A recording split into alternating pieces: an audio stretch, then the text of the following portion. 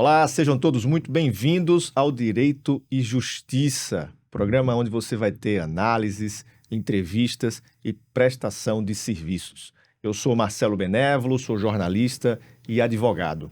E a cada semana eu vou receber aqui no estúdio do Pod Estúdio Natal um convidado especial para a gente tratar de temas jurídicos relevantes. Afinal de contas, o direito faz parte da vida de todos nós. Obrigado pela sua companhia, pela sua audiência. E nesse programa de estreia, muito feliz de receber uma pessoa muito querida, um amigo, Dr. Renato Dumareschi, advogado especialista em Direito Médico e Direito da Saúde. Dr. Renato, muito obrigado por aceitar esse convite. Seja muito bem-vindo. O microfone é seu. Meu amigo, eu fico muito honrado, né? Eu fico muito feliz de saber do seu projeto. Acho que vai ser muito contributivo. E ainda mais feliz por você, né? Porque você trabalhou já comigo por muito tempo. Pois então... eu fui estagiário do Dr. Renato. A gente passou um ano lá aprendendo. Não, de jeito nenhum. Grande experiência que o Dr. Renato tem. Não, de jeito nenhum. Contribuiu muito e eu fico muito feliz de ver esse... Combina demais com você, né? Jornalista e agora advogado também. Então, é excelente. Parabéns pelo projeto. Estou muito feliz de estar aqui. Dr. Renato, entrando direto no assunto, quando a gente estava lá trabalhando juntos, né, e naquela lida do dia a dia dos usuários de planos de saúde, que é sofrida, não é fácil, nem para o advogado, nem para os usuários, eu tenho uma percepção, não sei se o senhor tem, a gente fala muito em crise na saúde pública, problemas nos hospitais públicos, é falta de médico, falta um insumo, mas eu acho que há também uma crise na saúde privada. É verdade, meu amigo. Na saúde pública, a gente tem um déficit de investimento de aproximadamente 200 bilhões de reais. Para a saúde pública ficar aceitável, precisaria de mais 200 bilhões, né? Então, é um problema realmente que sempre aconteceu, né? E aí faz com que a população termine se direcionando para a saúde suplementar. A saúde suplementar, ela começou na era do regime militar, né? Quando os hospitais, os grandes hospitais, começaram a oferecer planos para os usuários daqueles hospitais. Depois a gente teve os planos ligados à contribuição de previdência, mas fazia parte também de planos privados. E aí, na década de 90, houve uma aceleração muito grande desse tipo de contrato, um crescimento muito grande, principalmente por causa da questão da AIDS, né? Então, muita gente preocupada com o alto custo de um tratamento, como é que seria, né? Ou seja, uma pandemia, né, gerou essa procura pelos planos de saúde. E aí, num primeiro momento, as operadoras trabalhavam muito com essa parte de cirurgias, de tratamentos de alto custo. Não era muito comum você encontrar a parte clínica. Consultório, isso. Parte ambulatorial. A parte ambulatorial era mais difícil você encontrar planos que cobrissem também. A Unimed, ela é uma cooperativa que surgiu na década de 70, né? Então, para você ver como não é uma coisa tão recente assim. Mas os planos começaram a ter esse volume maior. E aí, a gente tem, já por algumas décadas, cerca de 1/4 da população, é muita gente. Usuários 1/4 da população, quase 1/4, é usuário do plano de saúde. A gente tem 50 milhões de pessoas hoje que são usuários de plano de saúde. Nos estados com menos poder aquisitivo, como no Rio Grande do Norte, por exemplo, a gente tem 1/6 da população com plano de saúde. Então, o Rio Grande do Norte tem 3 milhões de pessoas, a gente tem 550 mil pessoas usuários de plano de saúde. Mas esse é um mercado que cresce. Apesar dele sofrer com crises e com problemas para se manter, no ano passado, 2024, foi um ano positivo para o mercado dos planos de saúde e 800 mil pessoas aderiram, né, às operadoras, né, à saúde suplementar no Brasil. Agora, outro fenômeno que está acontecendo é a concentração de operadoras. Em 2015... Menos operadoras no mercado, é isso? Menos operadoras. 2015, 2014, a gente tinha 2.000 operadoras. E hoje a gente tem 700. Mas o número de usuários aumentou. Aí começam os problemas, né? Não, eu não digo que começam os problemas, porque 3 quartos das operadoras têm menos de 10 mil vidas. E aí, essas operadoras com menos de 10 mil vidas, elas sofrem mais. Porque se você precisa de um tratamento de alto custo, que custa, por exemplo, um medicamento que custa R$1 milhão, uma operadora com 10 mil vidas não vai ter caixa. Então, eles têm que fazer um conglomerado para fazer uma reserva bancária que cubra para todas essas operadoras. Então, uma operadora maior, ela termina tendo uma reserva financeira muito melhor. E aí, uma segurança também para o usuário. Eu até recomendo que o usuário, quando for escolher uma operadora, prefira as maiores por causa disso. Quando eu falo assim na situação de aumento também os problemas, eu estava olhando dados do Conselho Nacional de Justiça, o CNJ, de 2024, há no judiciário em torno de 800 mil processos que envolvem situações de saúde. A maior parte deles, um pouquinho maior, em torno de quase 500 mil, são relativos ao SUS. E o segundo número menor, em torno de 300 e poucas mil ações, dizem respeito ao que a gente está falando da saúde suplementar, né? E aí tem questão, como o senhor falou, de medicamentos, de tratamento de alto custo, de cirurgia, quer dizer, há também as pessoas então em demandar mais porque você começa a ter também mais negativas, né, mais entraves para você conseguir um tratamento, né? Esse é o dia a dia do usuário e dos planos de saúde, né?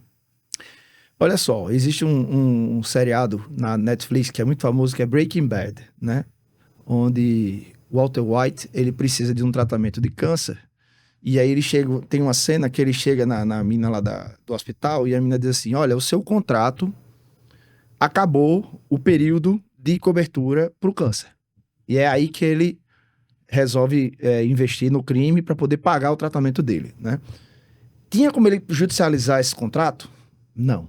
Se ele entrasse com ação para continuar o tratamento dele, apesar do contrato prever que ele só tinha 6 meses de tratamento, ele ia perder.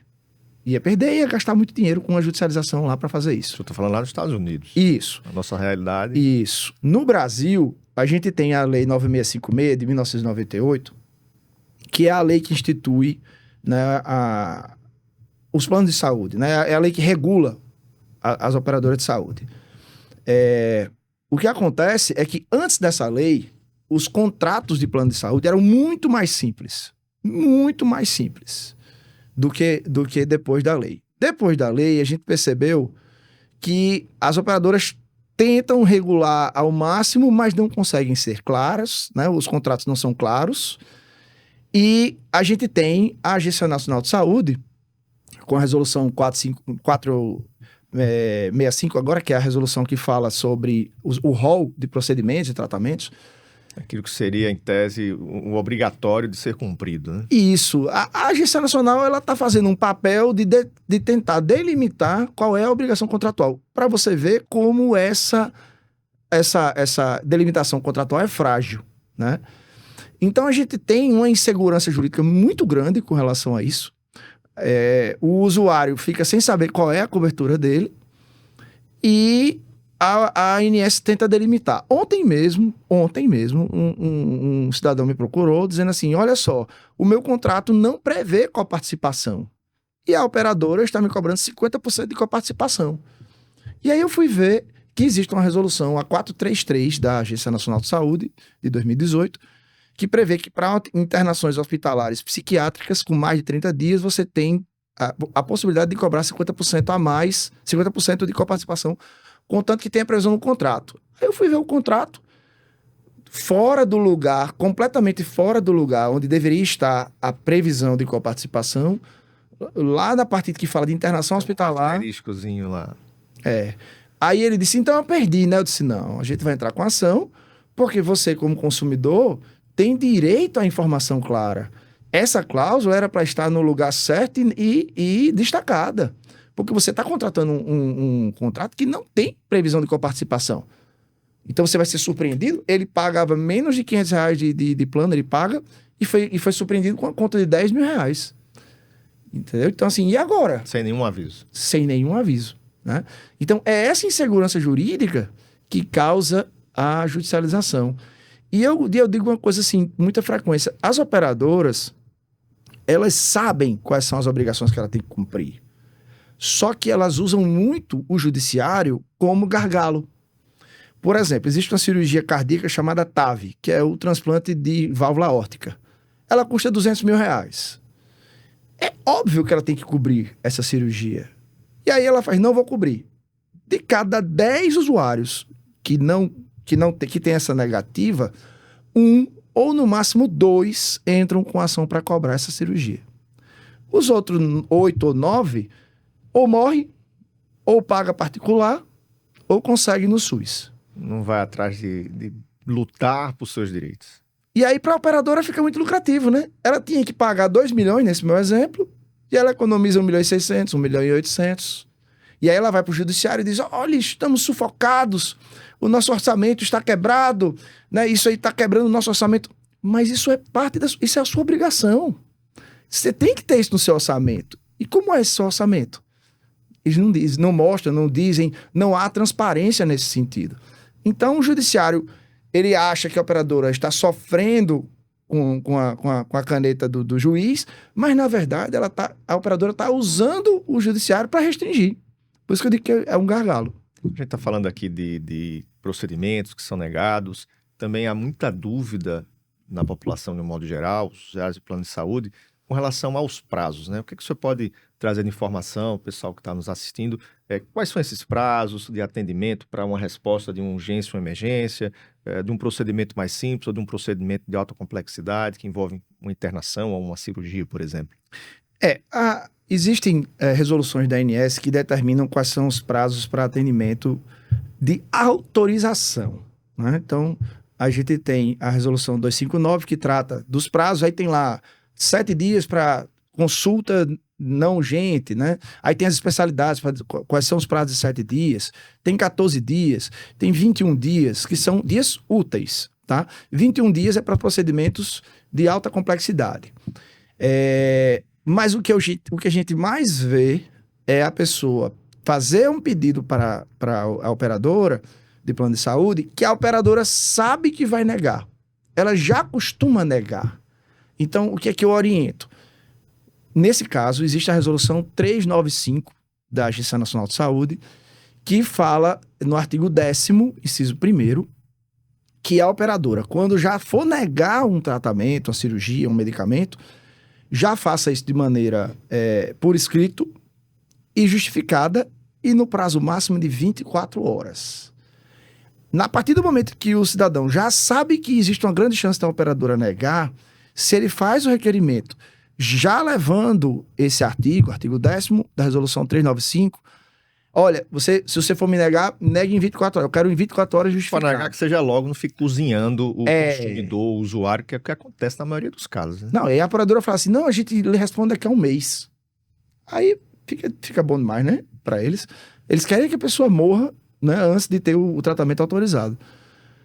E aí, a gente tem visto que as operadoras, quando percebem esse tipo de requerimento, fazem assim, esse daqui já vai judicializar. Então, a chance de você ter uma autorização quando você faz um pedido fundamentado dessa maneira é maior. Outra coisa que pouquíssimas pessoas sabem, nem os médicos muitas vezes sabem disso. Quando você for pedir um tratamento, uma cirurgia de alto custo, veja qual é o período do mês que você está. Se você estiver no final do mês, a chance deles negarem é maior. Porque eles usam um orçamento mensal. Pouquíssimas pessoas sabem disso. Então, se você quiser ter maiores chances de resultado, de bom resultado, peça no começo do mês. Bata na porta antes do mês. Quando eles já estão com verba destinada para cobrir os usuários, né? A gente recentemente saiu uma resolução, quer dizer, entrou em vigor recentemente, né? Que é a 593, que tem sido muito discutida a questão de prazos com relação à inadimplência, com relação a cancelamentos sem uma comunicação prévia. O senhor tem, inclusive, falado isso. Uhum. O que a gente pode trazer para o usuário nesse momento de informações para que ele possa... Eu costumo dizer que o consumidor mais bem informado é sempre o consumidor mais bem protegido. Verdade. É verdade. Essa resolução, ela é um avanço muito grande na proteção do usuário, né? Então, a gente sempre teve a regra de que, se você atrasou o seu plano, o atraso conta em dias. Então, é muito comum a pessoa fazer um contrato de plano de saúde que vence, por exemplo, no dia 1º, mas ele só tem o salário dele no dia 5, no dia 6. Então, todo mês ele está atrasando 6 dias, vamos dizer. Tá? A resolução, a regra antiga era que se você atrasasse 60 dias consecutivos ou não durante um ano, você poderia ter o seu contrato cancelado. Então, esse cidadão que todo mês atrasa 6 dias, no 10º mês de atraso, ele perde o contrato. E como é que a operadora sempre fez? Corta o contrato dele, pronto. E manda uma mensagenzinha no aplicativo. Quem que lê o aplicativo? Quem que abre o aplicativo para ler todas as mensagens que a sua operadora está mandando para você? Não lê, né? Promoção, todo tipo de coisa. Seria o mundo perfeito, né? Mas no dia a dia a gente sabe que a gente não lê, né? Não acompanha. Tem nem condições. Aí o que acontece muito é o usuário chegar para pedir por um serviço, um tratamento. Consulta na clínica e... o seu contrato está cancelado. Como assim? Eu estou pagando todo mês, né? Então, essa resolução, a 593, ela determina o quê? O atraso não conta mais em dias. Ele conta em meses, consecutivos ou não, dentro de um prazo de 1 ano. E são 2 meses. Então, ficou muito mais difícil para a operadora cancelar um contrato por atraso de pagamento. Porque ele tem que atrasar 1 mês, né, inteiro, e depois ele tem que atrasar outro mês inteiro dentro do período de 1 ano.